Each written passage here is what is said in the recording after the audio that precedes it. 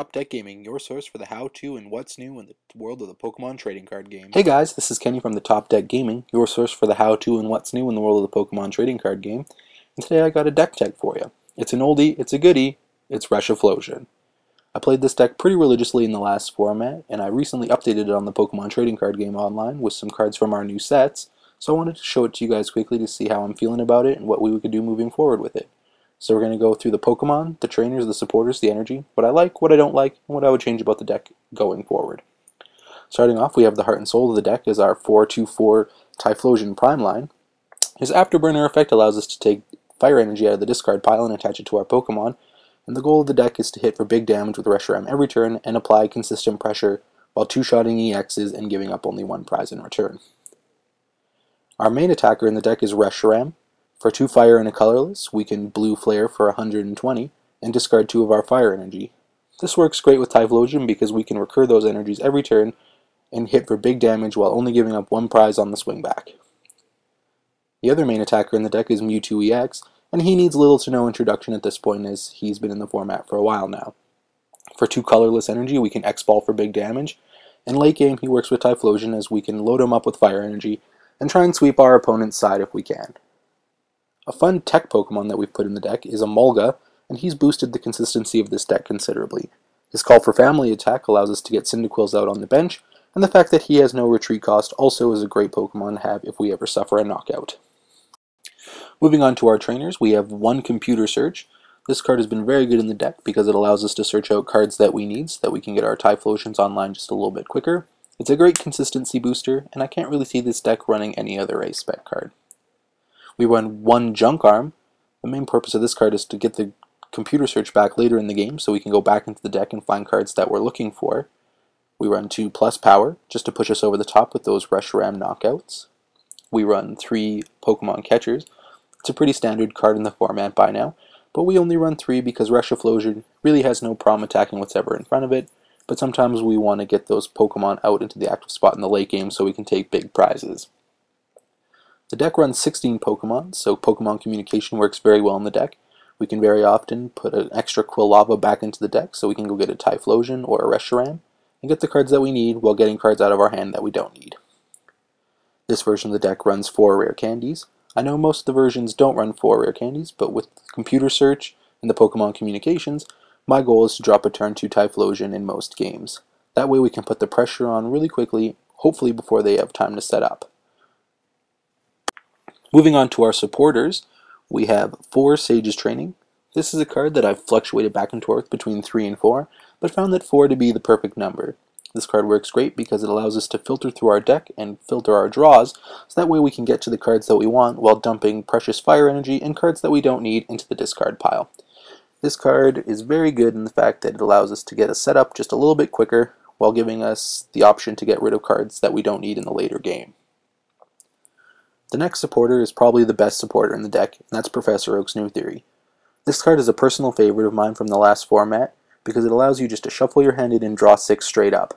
We chose this card over N because we, with Reshiphlosion, are looking to see more cards in every game so we can set up quickly, and we want to be always able to draw 6, even in the late game after we've taken a bunch of prizes.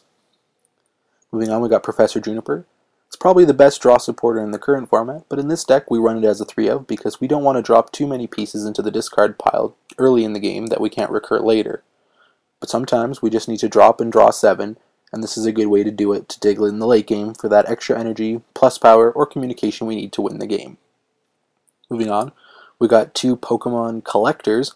In the original version of this deck it was a 4 of in the deck, but we've cut it down to 2 because with Pokemon like a Mulga, we're able to search out those Cyndaquils just a little bit easier, and because this is a terrible top deck late in the game. Coming late in the game, we don't want to see this card because it's not going to let us draw anymore and get through the deck any quicker. After turns about 2 or 3, we're very happy to dump this card with Sage's Training into our discard pile, and that way we don't get end into it later or Professor Oak ourselves into it into a later point of the game. The last supporter in the deck that's actually been a very good addition to this deck is Colress. With Colress, we're allowed to shuffle our hand into our deck and draw cards equal to the number of Pokemon on all benches. It's not very uncommon for this deck to have 5 Pokemon on the bench, and in the later game, most opponents will have 5 Pokemon on their bench also. So to shuffle in and to get 10 cards is not very uncommon with this card. It's been a very good card in the deck, and I could see it going up to 4 and cutting down 1 Pokemon Collector for it. The only reason we don't at this point is because it's not very strong in the early game. Shuffling in and drawing 3 or 4 cards is not how I want to spend my supporter for the turn.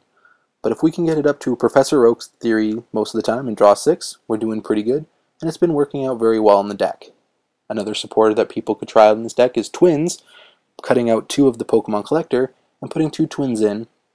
Twins allows us to search our deck for 2 cards if we're down on prizes and put them into our hand, which is a great way to recover if we've experienced a knockout on one of our Typhlosions. Overall, I think this is probably the most consistent supporter line that we can find for the deck, because with this deck we want to draw as many cards as we can. This will get us to see more cards in the deck while we use our supporters most efficiently while cutting off our opponent. Moving on to our energy, we're running what we at the Top Deck Gaming think is the most consistent energy line we could come up for the deck, which is 10 fire energy and 4 rescue energy. This deck, when I originally ran it, ran upwards of 12 fire energy that we could dump into the discard pile much easier, but with the more draw supporters that we have in the deck, 10 fire energy came to be the number that we decided on because we saw enough fire energy and we were able to dump enough into the discard pile that we never found ourselves with a Typhlosion with no energy to afterburner onto them. Very important energy in this deck is the 4 rescue energy, and this is an energy card that you should definitely run 4 of in this deck. What it does is it allows us to attach it to a Pokemon, and if that Pokemon is knocked out, we can put it back into our hand. This works great with Typhlosion because if we've evolved up through Quilava, we get all the pieces back into our hand, and if you have a Quilava or a rare candy in hand, you can drop it onto the bench and get another Typhlosion to play on the next turn.